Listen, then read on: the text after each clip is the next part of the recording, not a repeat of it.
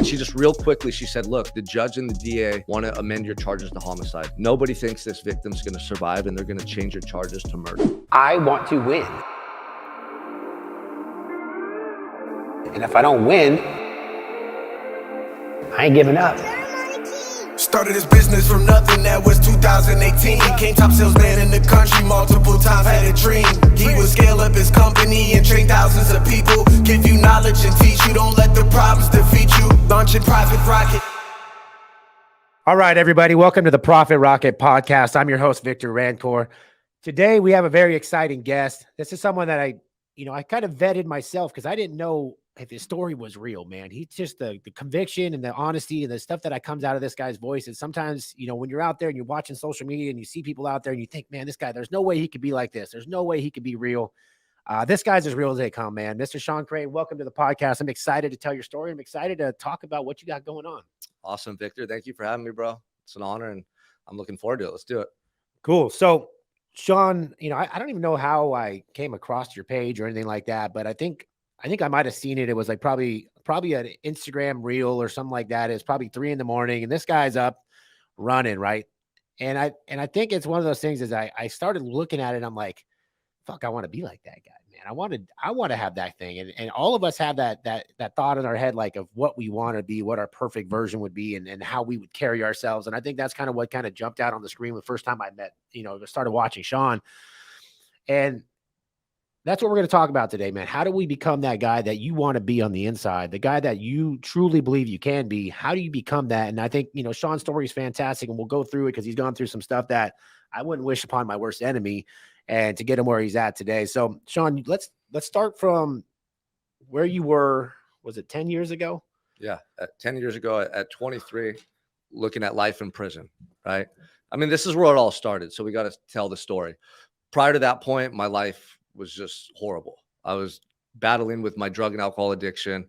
I come from a broken home, parents who had left me. I lost my mom to the streets, my dad to prison. And so from 14 to 24, I didn't do anything with my life. I had no direction. I didn't know what I wanted to do after high school. I barely got through high school. I'd probably be dead right now if I didn't end up going to prison. But, divine intervention, God intervened, fate, whatever you want to call it, had something different in store for me. So I ended up going to this party when I was 23 where a fight broke out. I'm sure a lot of you listening or people that I know have been to parties where fights take place. It's pretty common, right? I used to start them motherfuckers. Yeah. I did too as a kid. I was a knucklehead. I had a lot of anger that I didn't know how to deal with, right? A lot of suppressed emotion. I'd go to parties, get drunk, and end up fighting or getting in a wrestling match. It happened all the time, especially I grew up in Santa Barbara. So Isla Vista College was out across the freeway from where I grew up. It was like the #1 party school in the nation for a couple of years. On Halloween, all these weekends, we were out there. So I'd go out there and we'd party and fight with the college kids. But this night on the Mesa in Santa Barbara was different. This night changed my life forever. A fight broke out. I was watching it, and I got tackled from the side. I thought I was getting jumped. So I get slammed into a car and on the ground. I'm like bear hugging this guy, thinking I'm going to get kicked in the head and stomped out. Nothing happened. I ended up trying to roll him off of me. Finally, I rolled him off of me, and I threw 2 punches at him. As I'm getting up, I'm thinking this guy's going to jump me or he's kicking my ass, and they like grazed his head. They didn't even hit him. So when he stayed face down on the ground, as I stood up, I was like, damn, that was weird. Like split second thought. That was weird. Why didn't he get up? And my friend's calling my name. Sean, let's go. Sean, let's go. He's in the street. And by this time, all these people are scattering. I hear girls screaming and all these people yelling. And I walk over to the street. I get under lights like this, and I'm just covered head to toe in blood. My friend's eyes like light up. He's like, dude, what the hell, man? You're covered in blood. And my arms, my whole shirt just dripping off of my face, just blood everywhere. I'm like, what the fuck, And so he starts running up the street, and I start limping after him. I couldn't even run. My back was all messed up when I got tackled into that car. And cops are racing by me going to the house. And I'm like ducking into this laundromat where my friend's waving me into. He throws a shirt at me. He's like, take off that shirt. You can't walk around like that. I put some random shirt on. And we go up the street, and he had called a cab. So we took a cab home. And by the time I got to his place, I was so fucked up on drugs and alcohol from that night, I just passed out. And the next morning, I woke up with the worst feeling. Like, have you ever had a nightmare? And you wake up, you're like, thank God it was a dream. Yeah. This wasn't a dream. I knew something bad happened. So I Googled fight at the Mesa, and it said 2 men were stabbed. One's in critical condition. He's in a coma. And the police are looking for the suspects. And a couple hours later, they came and arrested me with AR-15s, dogs, everything at gunpoint, and charged me with attempted murder. Wow. So you went from having a good time, hanging out with your friends, to less than 24 hours later, you got guns at your door. People are knocking on your door and taking you out. What was going through your head at that point? Because obviously you probably reached out to people, you had some conversations, and what were you like? I would just imagine, like, in that moment, I'm like trying to map together my story, right? Like, you're trying to figure out what the hell you're going to say and how you explain it. Because guess what? At this point, no matter what you say is getting used against you. So you have to be able to piece this thing together after having a night of drinking and drugs and the shit like that. And you're like, dude, I don't even know what the fuck happened. And what's running through your head at that point? So they show up at your house and they're knocking on the door. What's running through your head? Exactly. Were you thinking to run? Like, what were you mean, you're thinking, okay, am I going to like skip town? And then you're thinking, no, they just want to talk to me and figure out what happened. Like, I thought they were trying to get me to press for information. That's what I thought. Or at the worst, like an accomplice, you know, because I ran and I was there watching the fight. I never thought in a million years they were going to look at me as the main suspect. So I decided, okay, I'm just going to wait around, see what happens. And when they arrest me, I'm just not going to say anything, you know. But then you're like, okay, yeah, I was at the party, I saw the fight, but I left before. Yeah, you know, I was there when the argument broke out, but I left when the fight happened. Like, you start trying to figure out what to say. But right when I got there, man, after they arrested me, they came at me hard. They did what they do in the movies. They literally brought in pictures of this guy with his throat slit and staples from this side all the way to this side, and threw him down in front of me and said, we know you did this. This guy's dying in the hospital right now. You're going to prison for the rest of your life. We're going to charge you with homicide. I was like, what the fuck? Like, are you serious right now? You think I did this, you know? And the night that the incident happened, number one, I didn't see the attack. And number two, I was so fucked up on drugs and alcohol. Like you said, I was trying to piece together, well, what did happen? Like, in my own mind, like, when did this happen? I knew I didn't do it. But I didn't know when it occurred or who did it. So they ended up giving me a white jumpsuit and taking me to county jail and saying, you know, we're charging you with homicide. Like, we think you did this. Everyone at the party said you did this. You ran. We have your blood-soaked shirt.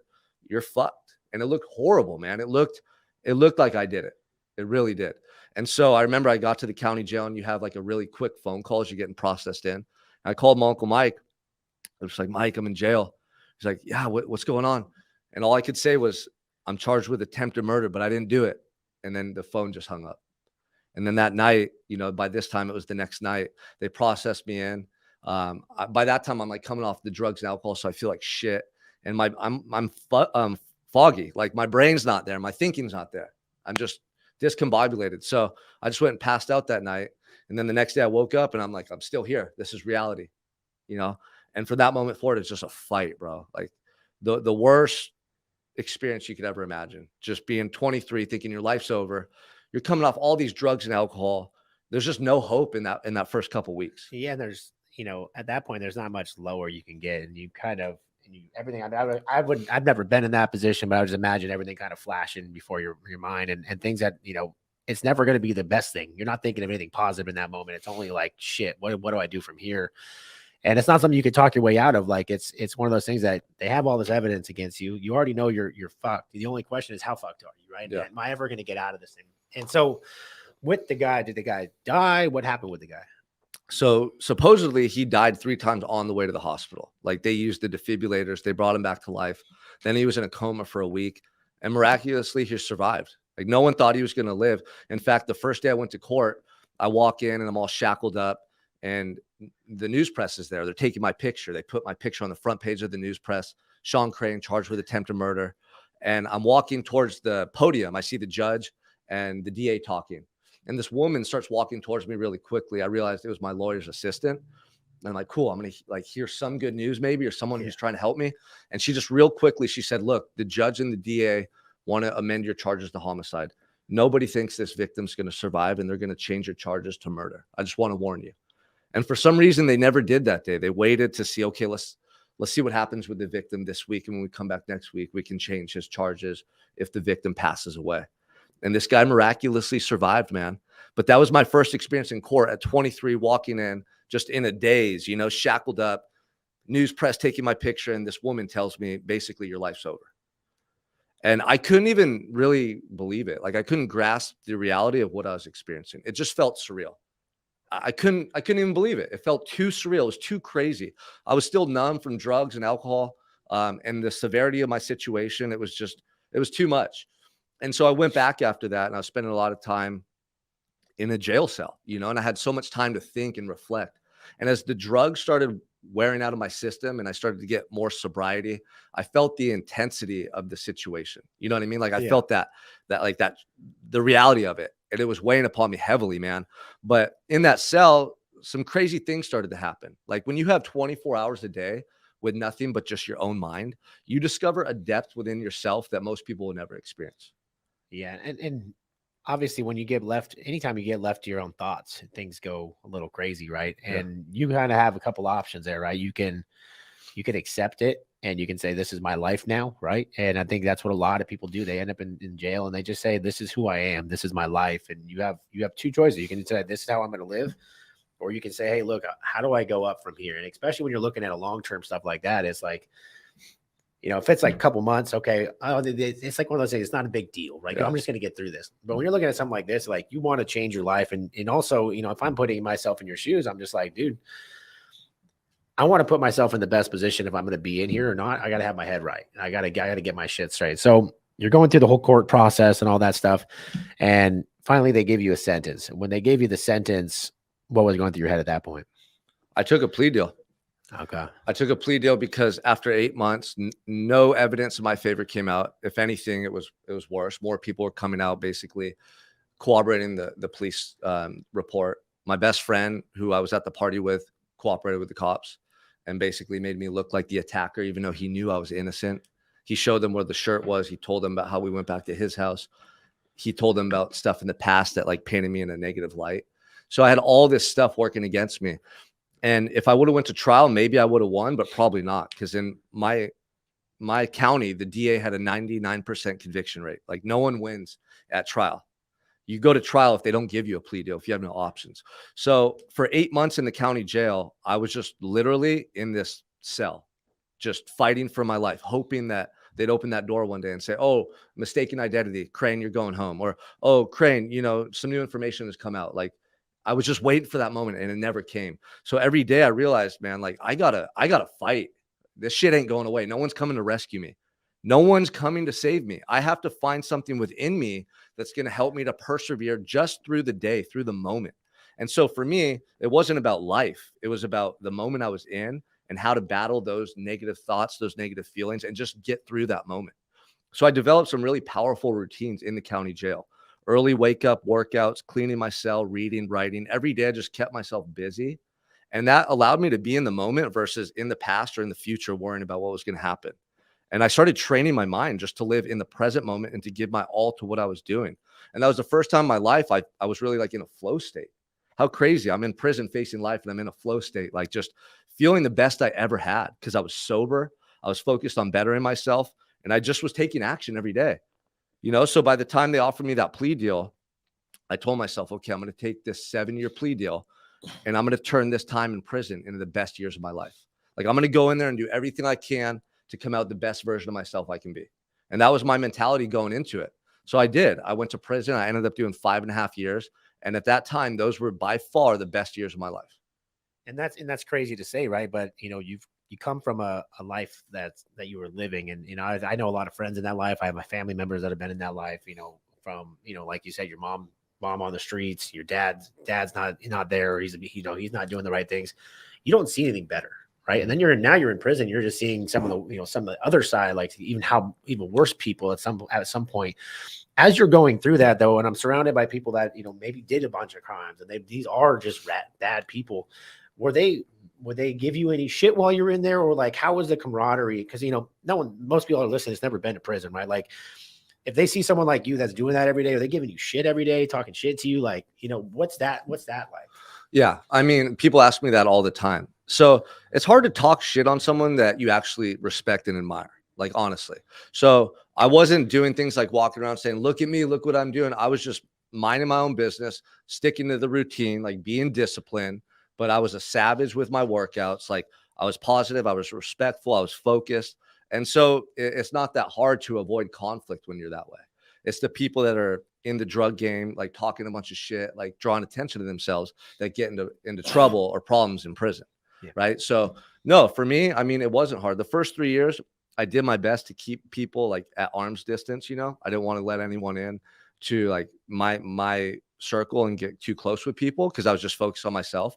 But after 3 years, I started socializing with more of the guys, and some younger guys, and people saw how motivated I was, they would approach me and they'd ask me about workouts or about college courses that I was taking. And I was able to start mentoring guys in prison. And that's literally when I found like, wow, this is my purpose. I want to help people. I like the way it feels seeing, you know, little Timmy over there change his mindset. He's working out with me every day.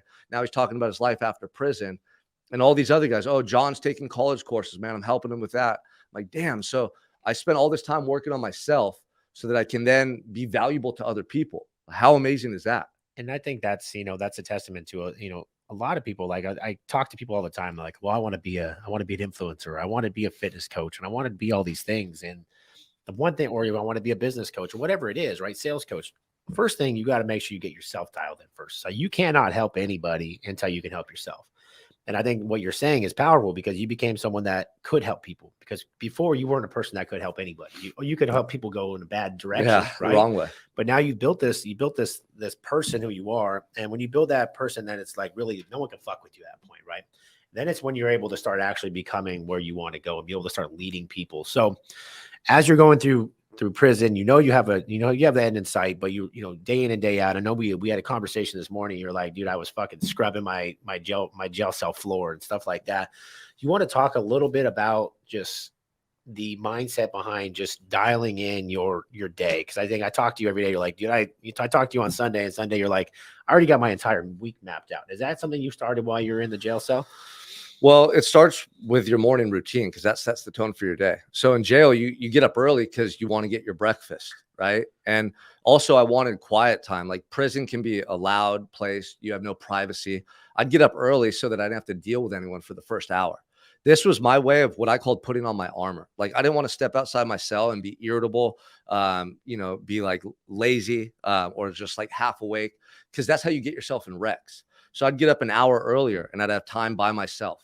I'd have my morning routine. I'd just reflect on my life. I'd read, I'd write, and I'd work out. And this just primed me for the day. So I'd go into my day with more clarity, more focus, and it just stuck with me. And it became a routine that served me. The morning is when you start your day. The morning routine is crucial. If you don't have a morning routine, you're not going to go into your day being as intentional. You're not going to have as much focus. And if you add up those days over the course of 10 years, you're not going to be as productive. Like when you set the tone with that early morning hour, and you work out and you rev up that internal engine, you get your mind ready for the day. You go into your day a whole different type of animal. It's like night and day. So for me, I kind of stumbled on that process and I felt better when I did that. I was able to not be reactive, but I was in control of my emotions. My clarity and my mental focus improved, and it just served me so I could go into my days a better version of myself, man. Yeah. And this, obviously I got a lot of guys in the home service space and they're listening to this. And this is something, Sean just had a meeting with my guys, and you can see it when they walked in. Like you can tell the guys that were up early, the guys that were ready to do their stuff. And you can tell the guys that were just kind of going through the motions. Right. And as we were talking, I was just, hey, look, this is one thing I'm trying to work on right now. I'm trying to become the leader. Right. Cause organizations, it's like fish die from the head, right? Head first. Same thing with the organization. If you're not bringing the energy, you're not being the leader, you're not guiding these guys in that direction, then you can't expect them to win. And this is something like my guys came in and it's like, dude, like, how do I get the energy into it? Well, it starts with the morning stuff, because they come in like this. If they're going to your morning meetings and they have no energy, how are they going to go talk to your customers? Do you think they're going to have high energy when they talk to your customers? They can just turn it on. And if you guys think that you guys can just turn it on at any time, you're wrong, right? You have to turn it on in the very beginning of the morning, very beginning of your call or whatever it is. Like for me, I went into work when I was first starting out and I wanted to be the fucking best. Like if anybody knew me back then, I was so laser focused. I had fucking blinders on that I wasn't going to just beat the guys in my group. I was going to be the best that ever did it. And the reason I did, and when I had that and I look back and I'm like, what made me great? Well, I woke up every day and I would write down 5 reasons why someone should buy today, 5 reasons why someone should buy from me and my company. And I would set my mindset in the morning of like, dude, this is what we need to do. And then I'd write down, hey, where am I at for my goal for the month? Where am I at for my goal for the year? And I did these simple little tasks in the morning every single day. And I teach this in my sales class, but then I don't apply it in my own life a lot of times now. And it's something that just kind of hit me while going through this is I did this every day. And so when I went into a service call, I already had 5 objections that they can come up with. These are the 5 objections. Okay, perfect. I already had the answers to them. I already had the objections handled before I even got in the house. I already had the reasons why they should buy it from me and not somebody else. Already practiced this morning. I practiced it before I went into work. So when I went in the house, there wasn't a question of what they're going to buy from me. It's like how much they're going to spend. That was the only question. And that comes back to what you're saying is starting the day with goals and objectives of where you want to go. So yeah, anyways, can I jump in right there? Because this is really good. For me, it starts the night before. I look over my calendar for the next day, all my appointments. I want to visualize and know what's coming before I even open my fucking eyes. And what this does for your mind, it helps you to focus on like the things that are important in your life. And you're going to show up as a better version of yourself. Mental preparation is one of the most important things to show up and execute at your best. So I look over my calendar, and this is what I teach all my clients too. It takes 30 seconds. Oh, I got an appointment at 8, 9, and then nothing till 1 and 2.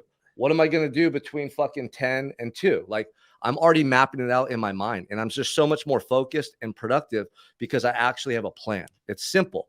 But then when you wake up, you're going to be tired. Your alarm clock goes off. You don't want to get up. That bitch voice in your mind is going to say, sleep in, I'll do it later. And that's the battle that we have to win. If you can get up early every day before you want to, when it's uncomfortable, it's going to turn you into a beast. I'm telling you, because what you're saying is my goals and the person I want to become is way more important than this extra sleep. No one sleeps in and hits snooze and gets up every day and says, I feel so good.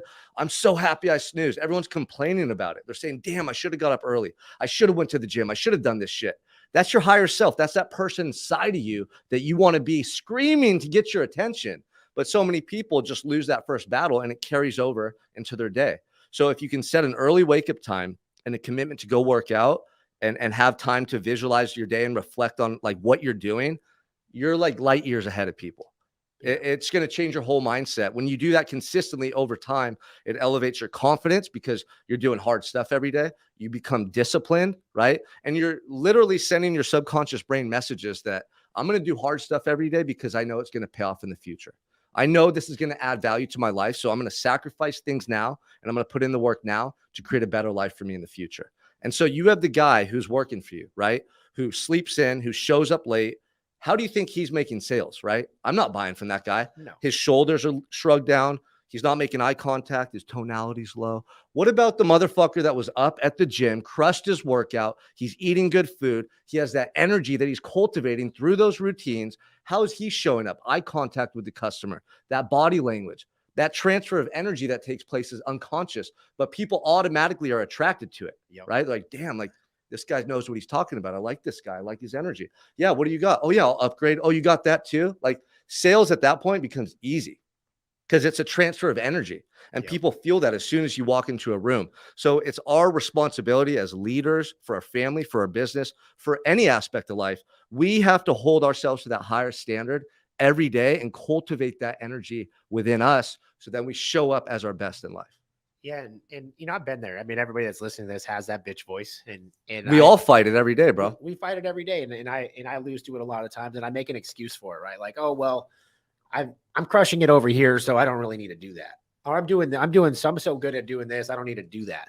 And it's not right. So just because you're winning and just because your business is doing good, there's always another level to it, right? There's always another, like, dude, imagine if you did this too. So if you're already like, you know, Sean's one of my, you know, he's kind of like my life coach now or whatever it is, workout coach. And I'm like, man, he's like, you're crushing it. But imagine if you did this. Imagine if you actually took that whole other fucking level. And that's where I'm at now. I'm at the point where, okay, I'm ready to take that next level. I'm ready to not only become the best businessman, but I also want to become the best person I can be. And the best person I can be starts with that waking up in the morning.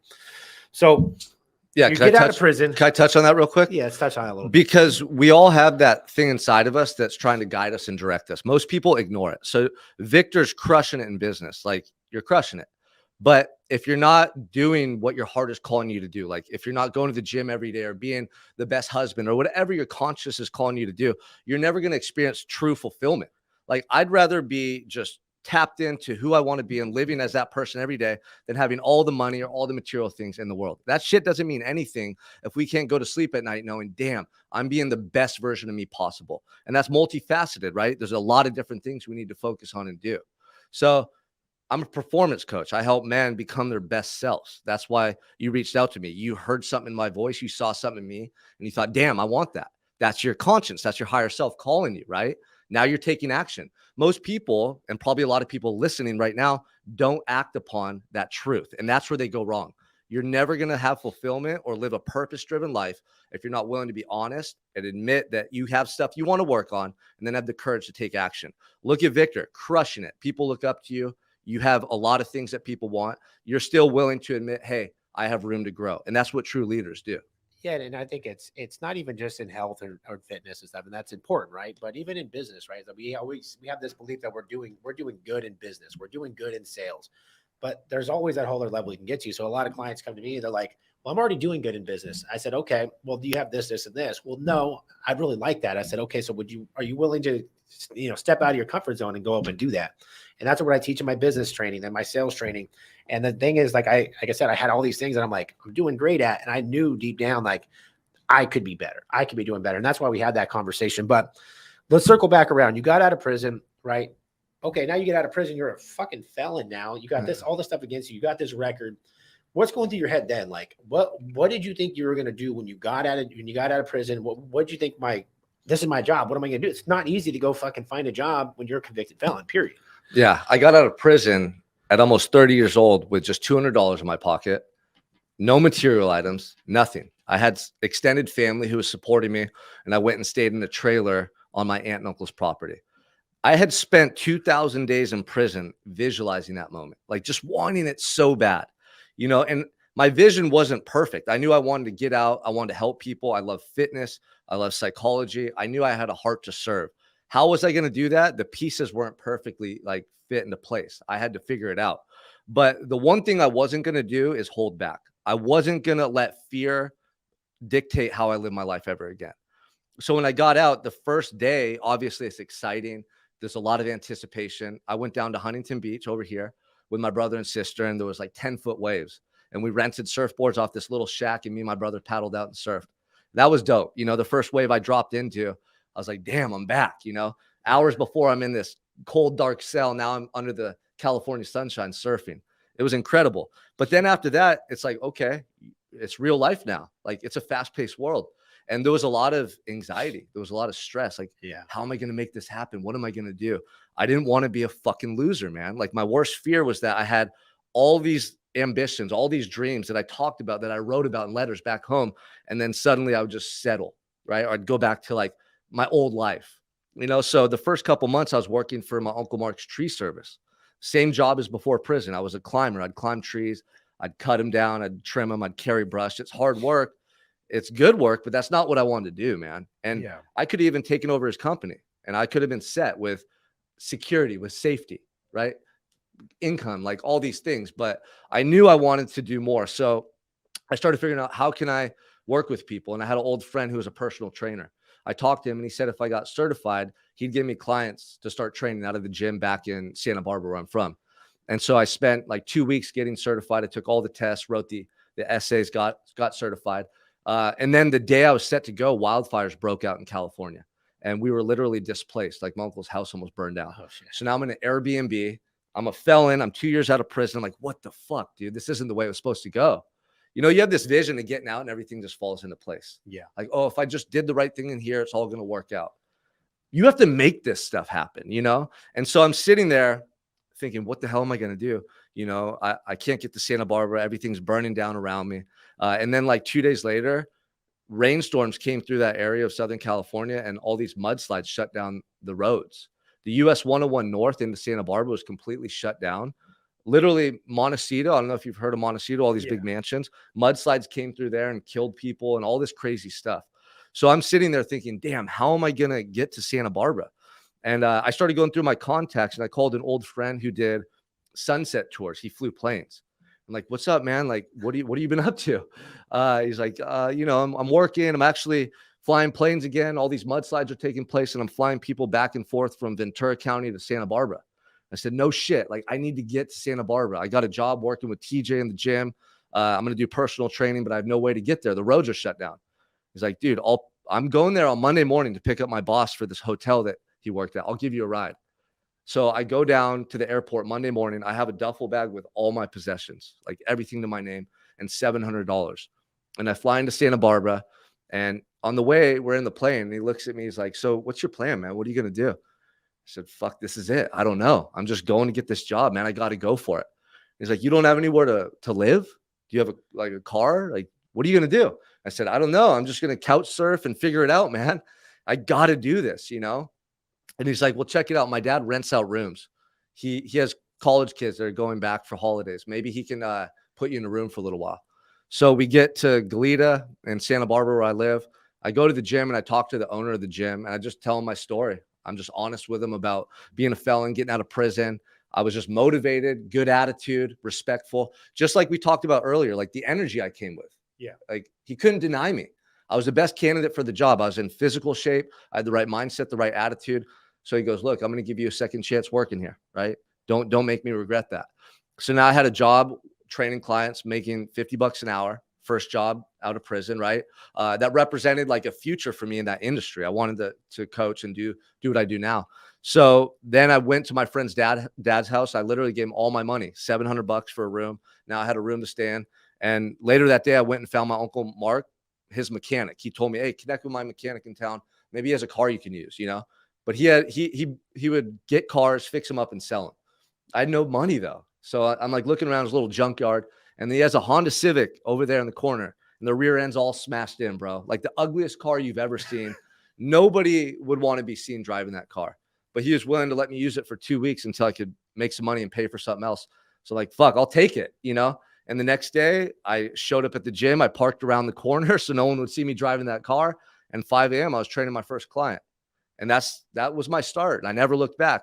A year later, I left that gym and started my own fitness company. I started getting clients all over the county and building a reputation. And then COVID shut the gyms down, and I transitioned my whole business online. And that was like another challenge because all my income, all my clients were gone overnight. Yeah. And I'm like, fuck, you know, now it's my wife, my newborn daughter, Scarlett. My wife, Jessica's pregnant with Preston. Mason's 10 doing Zoom for school. I have my family to take care of. And I just lost my income, my clients. And I remember it was 4 a.m, bro. I'm sitting in a rocking chair like this, stressed out. Like, what am I going to do? How am I going to provide for my family? And in that moment, I almost called my Uncle Mark back. I was like, hey, can I get that job? But something inside me wouldn't let me do that. You know, I'd come too far, man. I fought too hard to get to that moment. I couldn't just give up on my vision and who I wanted to be. And so I said, fuck that. Like, I can help people. Everyone's locked down. Everyone's stressed. Everyone's depressed. I'm going to help these people. I just spent 2,000 days in prison. I overcame addiction. I overcame depression. I know I can help people. I got to start sharing what I know more openly. And I just went on social media and I just never stopped. I shared my story and it took off and people started reaching out. And then my coaching business grew online. Yeah. So, and we'll talk a little bit about that, but you know, a lot of guys are like, man, I want to get more customers and I want to start a business and I want to do all that stuff, but they are too scared to actually put themselves out there. Right. I think that's one of the difference between your favorite influencer and yourself. If you have a good thing to talk about, right, is that he put himself out there. So as you're growing the social media, what was your, you know, how did you go about it? Right. Because obviously, you know, you're still getting used to it. And obviously social media has changed the whole fitness industry like forever, like, because now you can make money doing what you love. Where before it was very difficult to make money as an instructor. You work in your gym, you hope and pray they give you leads and people came in. Now you can be like, hey, I'm going to go out and get people. Now you, and especially if you have an online coach, you're not just pigeonholed to your city anymore. You can go the entire country. So how did you go about like starting to build your influence and starting to build your following? Yeah, I mean, the reach that you have on social media is unprecedented. Like you have more leads than you know what to do with, right? Working a 9 to 5 in a gym, how much are you going to make per month? Not enough to support your family, not enough to live the life you want. I knew that. So prior to COVID shutting everything down, I actually met somebody who was a coach for coaches. I just happened to meet him at a coffee shop. He was like doing a selfie video in the parking lot. I made a joke to him. I'm like, what's up, dude? You like inspiring some people on that phone? And we sat down and we talked and he told me, hey, like I can show you how to create an online coaching business. It's $5,200 for 3 months. And here I am just out of prison, never invested in anything for myself. but I knew I had to find a way to make it work. I didn't even have that money then. But I'm like, okay, I'm going to make this shit happen. Like, I have to. That's the difference. Everyone looks at money and they're like, I can't do it. It's like, no, how can you? Do you want it that bad? I had to do this. For me, it's like life or death. That's the way I look at my goals and who I want to become in this life. There's no other option. Just like when I made the choice, I'm not going back to Uncle Mark's job. There's no fucking plan B. So I started learning his strategies, and I just started first like sharing with who I was and what I went through online. And for me, it was never just about fitness. That's one component. But it was about everything, like your mindset, your daily routines. Like there's so much more that goes into being our best self than just working out. That's a powerful tool though. So I just started really like sharing more vulnerable stuff. And that's what people want to see on social media. They see all the glitz and glamour. They see all the perfect content. Show people who the fuck you really are at your worst time and talk about how you overcame those struggles. Like, don't be scared to be vulnerable. Everyone's trying to put out a perfect message instead of just being who they are. That's why you're not getting clients, because no one connects with your message. It's watered down. What I tell people all the time is like, don't be scared to be vulnerable. Don't give a fuck what people think about you. Be true to who you are and authentic, and watch what happens. Then you have to show up every day and share that person with the world on social media. And if you do that every day for 365 days, watch what happens in your online business. And it doesn't matter even if it's an online business or whatever you're doing. Like for me, I didn't start as an online business. Like for me, I was growing my AC company, and I was just putting stuff out there. I was talking about what I was doing. I was getting people involved. People want to come along for the story, right? And I've been, people that listen to this stuff know that I've gone whole 360 from where I started. Like I was loud, I was brash, I was myself. But a lot of people got to see the good, the bad, and the ugly with me. I didn't just only show them the good. They got to see the bad side of me too. And when people see that and they start realizing, oh shit, this guy is human, right? People started, actually connecting with my story and understanding like who I am and what drives me and stuff like that. And I think that was the thing that turned the corner for me, is that like, I don't bullshit. Like, most people are like, oh, I'm only showing the good stuff on social media. Like, oh, my business is always doing good. Dude, business isn't always good. I talk about it all the time about my struggles I went through, where I was almost in bankruptcy, and I'm at tears and telling my girl that we're going to have to shut the business down and all this stuff that happened. And I talk about it because everybody has to know that there's a struggle. Everybody has to know that, because if everybody thinks it's easy for you and they go try to do it and all of a sudden it's not easy, they just shut off. They're like, oh, no, he got lucky, whatever it is. No, dude, business is hard. Life is hard. Sales is hard. All that shit is hard. And you have to learn how to get past it. Because if you don't go through adversity, you're never going to be able to succeed. Anybody you've ever followed has struggled at some point, has gone through some shit to get them where they are. And I think that's important too. If you are going to start building your online presence, is talk about the shit that is going wrong. Talk about the sad times. Talk about, the tears. I mean, I've been there where I didn't know I was going to make payroll. I didn't know I was going to pay my bills. I had to rob Peter to pay Paul because I had a vision. But the one thing that mattered is my vision was never pivoting. Like you were saying, I burnt the fucking ships. Option 1 and option fucking A are the same thing. We're only going one direction. And if you try to say, hey, oh, I might have a backup plan, or, a lot of guys are like, well, if I fail, I can go back and work for my boss. No, I can't fucking work there anymore. I burnt the ship. I made sure that I was unhirable. Okay. On purpose. Like, no one's going to fucking hire me at this point because I'm fucking don't have any option. And once you guys do that, is when you can truly where you're going. And that's what Sean did, right? He made that decision. That's what he's going to do. But once you do it, you also have to show up every day. It's not a part-time job. Like you're not someone that shuts off. Like you're fucking, I don't even reach out to you and you're fucking reaching out to me, text messaging me. Hey dude, what's going on? Did you do your workout today? Hey, let's talk. And I'm like, fuck, I don't want to talk to that guy again, because he's going to want to make me do shit again. Yeah. I mean, I've just trained myself to be this way, man. It's because I know what's at stake if we don't give our all. Like I felt that pain sitting in a jail cell, looking back on all my excuses, all the what ifs, who I could have been. That pain was so bad, man. And like, I think a lot of people right now don't understand that in 10 years, 20 years, 30 years, they're going to look back and wish they would have started making those changes now. And it's going to be too late. And they're going to die with regrets. They're going to die not even really getting to experience who they could have been.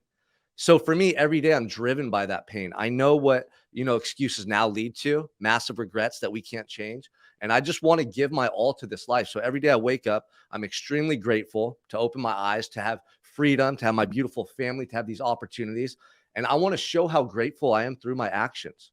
I have a responsibility because of what I went through to share this message as much as I need to get through to people. If that means running every day in the dark, right? To first kill my own demons, then to share that process with other people, I'll do it. Like I'll do whatever it takes every single day. And I think, I always kind of relate this thing back to this thing I heard a couple years ago. And somebody said this out loud. He said, it's like smoking cigarettes, right? If you smoke a cigarette today, is it going to do anything to you? Probably not. You're going to be fine, right? Yeah. If you smoke a cigarette every single day, nothing happens. That's why we keep going back to it, because nothing happens. Yeah. But if you actually compound that over the next 10 years, what happens? Your lungs start going out. Your body starts giving out. It's the same thing with life, right? You decide, hey, today I didn't work out. It's no big deal. Nothing happened. Well, then the next day I don't work out. The next day it doesn't work out. And then all of a sudden, you're 2 years from now, you haven't worked out in 2 years. What happens to your body? What happens to your life? So it's just like smoking a cigarette. That's why you can get away with it, because it doesn't hurt me today, but it is going to hurt you 10 years from now. And that's what you have to really look at it and really comprehend what's at stake. It's not just today. It's that little thing you made, that decision you made today is going to affect you 10 years from now. And that's what we got to look into. Yeah. And what's the gain too? It's on both sides of the coin, right? So like bad decisions now compound over time. So do good decisions. Like what if I told you that I started off just doing push-ups in a jail cell and looking up words in a dictionary? And now I'm a published author, a coach, like I take care of my family, and I'm literally living the life I dreamt of, all because I made those choices 10 years ago to not make the wrong decision, but start doing the right thing every day and just trusting and believing that it's going to add up over time and produce better results. And that's what I did. Every push-up added up, every book I read, like every positive action I took compounded. And now I have that track record, like of success, of personal success to draw from. Like no one can tell me anything about who I am. I was doing that stuff in the dark in a jail cell when no one was around for years. There was no social media. No one was there saying, Sean, do this. Everything's going to be okay. I was doing it for me so I could go to sleep at night knowing I was fighting. I wasn't giving up. I was giving my all. I had to do that for me. And I think for a lot of people, like you got to raise your standards. Look in your bank account, look at your body in the mirror without your shirt on, look at your relationship with your wife. How are you parenting your kids? Is it all the best it could be? If not, then how are you not obsessed over improving that every day? Like, you're sleeping in? You're not taking action on the weekends? You're making excuses? Like people need to raise their standards. Mine are through the roof because I saw what low standards led to. And I hated the way I felt about myself. The worst feeling in the world is when you look yourself in the mirror and you're not happy with who you see. The best feeling in the world is when you look in the mirror and you say, damn, I love that person. Like that guy's giving his all to himself in the world, to his wife, to his kids, to his business, to his clients. I just want to be my best self for them, man. It means so much to me. Yeah. And it's not, you have to also think, guys, and a lot of guys give up because it's not an instant gratification, right? We live in a world where it's instant gratification. I heard a saying once that people overestimate what can get done in a year and they underestimate what can get done in 5 years. And just because you're not seeing the results you want in week 1, month 3, month 4, month 5, it's a compound thing. You just got to have that belief that eventually it's going to get where you want to go. And as long as you have your plan in place and you follow through with it, it's going to get where you want to go. So just make sure that if you're grinding out there and you're not getting the results you want, first figure out why you're not getting the results, right? Because there's a reason you're not getting the results you want, because there's probably something you're skipping in your process. And that's what hiring someone like a Sean will do, right? Like you have, it's so many guys want to go figure everything out on their own when there's a fucking blueprint that someone else already has, that already had to go through all the struggles you're going through. They already have it. They can say, here's a fucking cheat code. I don't know about you, but I value my time, right? If I can waste 5 years trying to figure it out on my own, or I can figure it out in 6 months by having someone else help me or pay for it. Just like you said, you couldn't afford that course, right? Dude, you can't afford not to take the course. You can't afford to not pay the money up front. When I talk to businesses, I can figure it out. Okay, how much money is it going to cost you to figure out your business over the next year? You think you're going to lose more than $20,000 trying to figure it out on your own, or spend more than that? Well, yeah. Okay, perfect. So why don't you just fucking cut the cord, or cut the bullshit, get the cheat codes and get where you want to go? And that's what Sean's offering with his program, is a cheat code. Dude, you follow the fucking game plan, you're going to win. You're going to feel better about yourself. Your life's going to get better. Your family's going to love you more. Your kids are going to love you more. You're going to feel better about yourself. But you guys are sitting there waiting, saying, I don't have the money. Dude, money is whatever. I go get a credit card and max that shit out. Because guess what? You're going to keep losing and losing and losing until you make a decision. Yeah, I mean, it's literally two mindsets. I can't, or how can I? I'm always looking for solutions. I'm never going to say, I can't do that.